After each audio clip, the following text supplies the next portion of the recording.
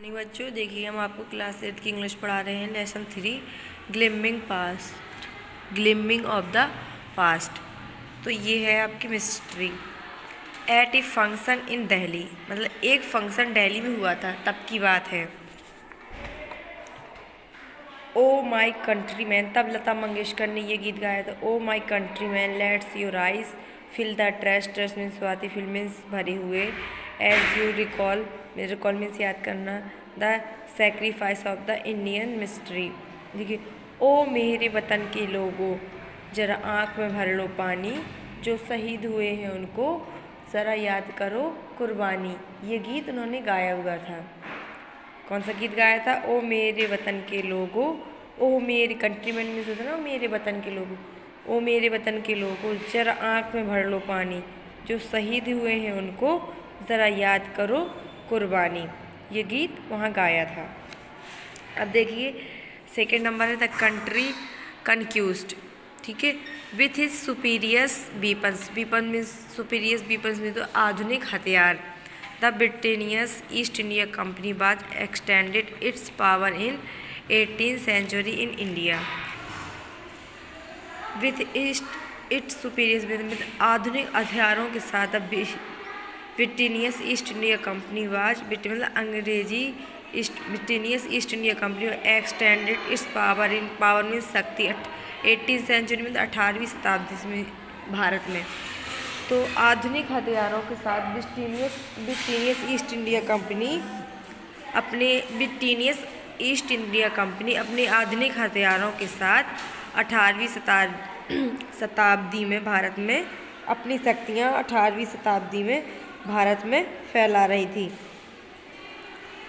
Extending means फैला रही थी। ब्रिटेनियस ईस्ट इंडिया कंपनी अपनी आधुनिक हथियारों के साथ अपनी शक्तियों को अपनी शक्तियों को 18वीं शताब्दी में फैला रही थी। उसके आगे इंडियन प्रिंसेस ब्रिटेनियस टेरियस। देखिए, इंडियन प्रिंसेस बाज शॉर्ट साइटिंग, भारतीय राजकुमार दूरंदेशी थे।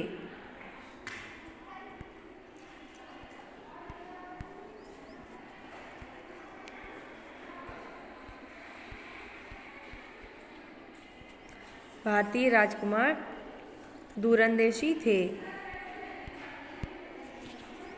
एक मिनट, भारतीय राजकुमार दूरंदेशी थी। That up start Rajan why call the English merchant, they will help me to defect him. That means हुआ है, या वो राजा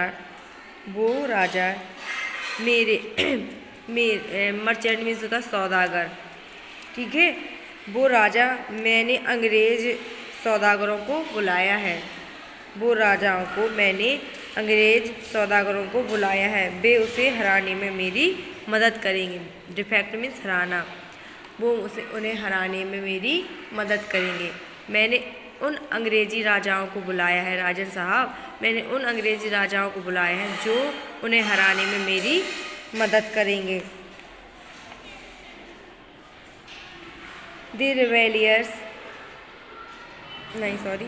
The people had no peace due to such constant fight.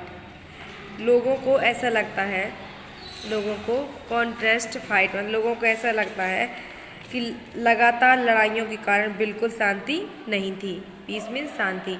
लोगों को ऐसा लगता है कि लगातार लड़ाइयों के बावजूद बिल्कुल शांति नहीं थी।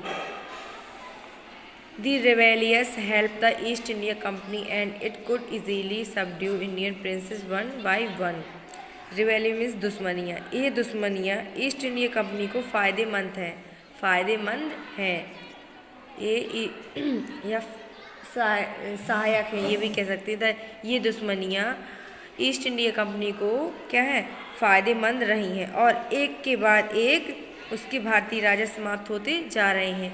एक सबड्यू मीन्स बस में। ठीक है, एक के बाद एक आसानी से सभी राजा बस में होते जा रहे हैं। एक के बाद एक राजा आसानी से बस में होते जा रहे हैं।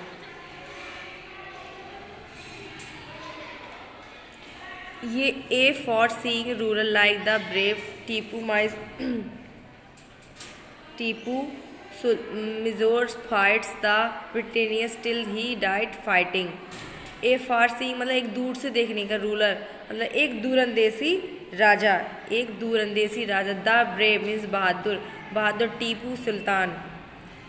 टीपू सुल्तान ने अंग्रेज़ों के खिलाफ ब्रिटेनियस फॉट मतलब अंग्रेज़ों के खिलाफ क्या किया था, खिलाफ मरते दम तक युद्ध किया था, मरते दम तक युद्ध किया था। एक दूरंदेशी राजा जिसने अंग्रेज़ों के खिलाफ मरते दम तक क्या किया था, युद्ध किया था। उसके आगे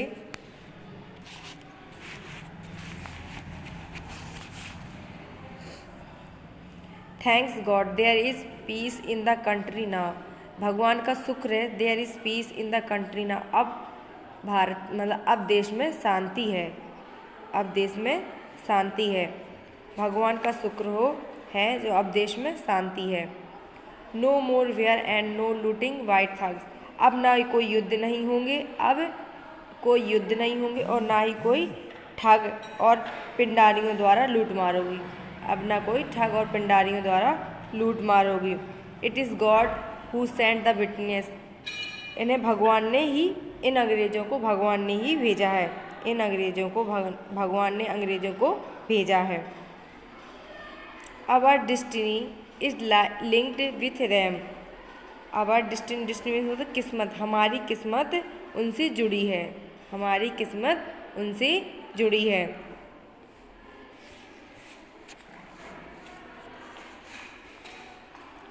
how did Indian resent to this conquered. How did Indian in भारतीय रिसेंट क्रिया टू द कन्क्यूज्ड मीन्स विजय की, ठीक है। भारतीय किस तरह से कैसे उनसे कन्क्यूज मतलब युद्ध करेंगे। The whites man has killed और the white man has killed और डेथ ऑड अवर किंग। अंग्रेज मतलब सफ़ेद लोग, गोरे लोग हमारे राजाओं को मार रहे हैं और दी थॉट अवर किंग और उनके राज सिंहासन पर से बेदखल कर रहे हैं। दी थॉट मीन्स मतलब बेदखल कर रहे हैं और हमारे राजाओं को बेदखल कर रहे हैं। गोरे लोग हमारे राजाओं को मार रहे हैं और उनको बेदखल कर रहे हैं। अब देखिए अगला पॉइंट है आप now we have become slaves of foreign. Now we अभी ये रह गया। Some kings were not good but after all they were of this land. कुछ राजा अच्छे नहीं थे। वेयर नॉट गुड मतलब कुछ राजा अच्छे नहीं थे, but after all they were of this land, लेकिन फिर भी वह आखिरकार वे हमारी धरती के ही हैं। कुछ राजा अच्छे नहीं थे लेकिन वो भी हमारे धरती की ही हैं। Now we have becomes slaves of foreign. अब हम विदेशियों के गुलाम बन गए। फॉर्जन मीन्स होता गुलाम। अब हम विदेशियों के गुलाम बन गए। अब हम विदेशियों के गुलाम। अब देखिए आपका पहला था मिस्ट्री याद है, दूसरा था कंपनियाँ हमारा मतलब कन्क्यूज्ड हमारी कंपनियाँ, आधुनिक कंपनियाँ। अब तीसरी ब्रिटेनियस रूल मतलब ब्रिटेनियस शासन कब से 1756 से 1836 तक चला।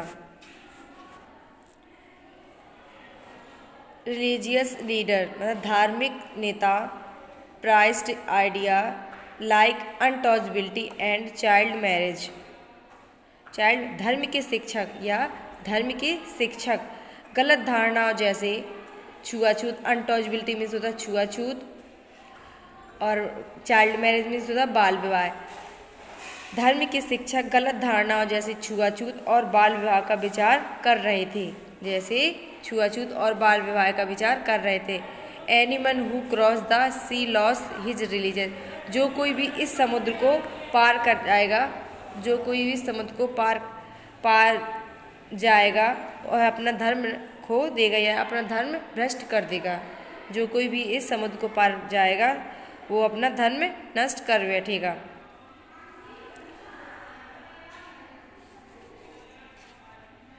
All the mystery, the word is due to women, हमारे सभी दुख स्त्रियों के कारण ही होते हैं। ऑल द मिस्ट्री मतलब हमारी सभी सारे दुख औरतों के कारण हैं, हमारे सारे दुख औरतों के कारण ही हैं।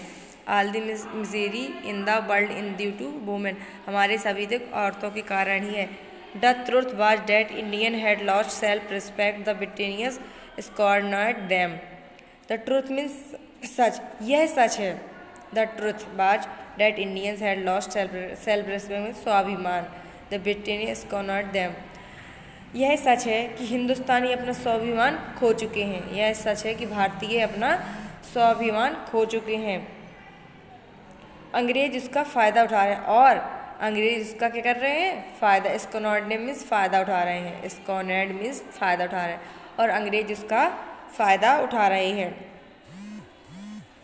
The native are unworthy of trust in कैबल्स of honesty, incapable of, यहाँ के निवासी झूठे हैं, यहाँ के निवासी झूठे हैं, सच्चाई से परे हैं।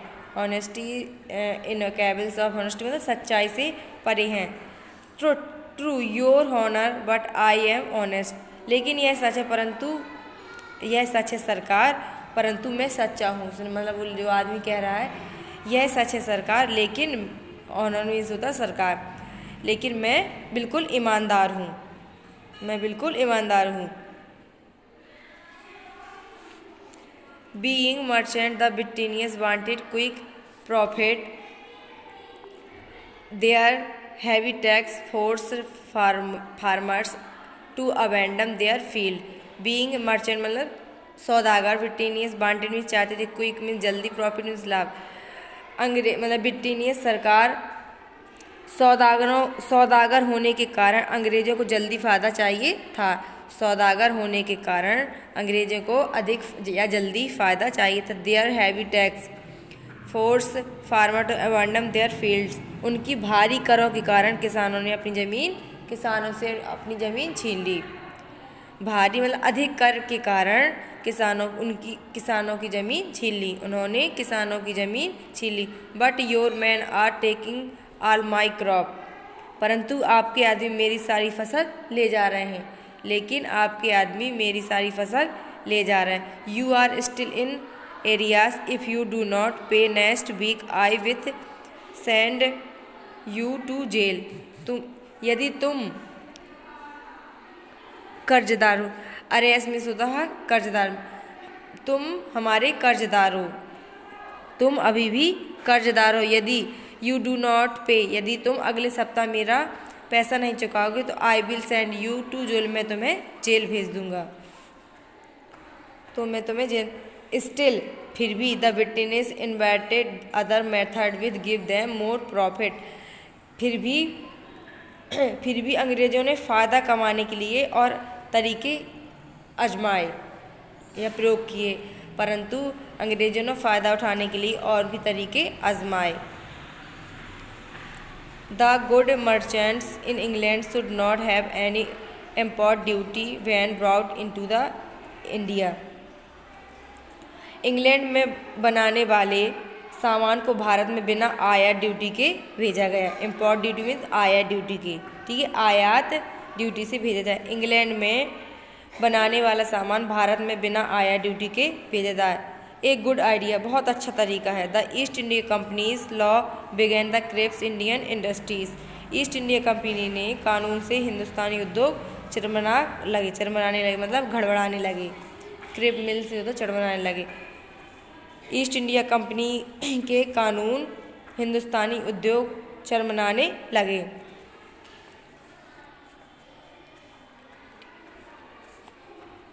द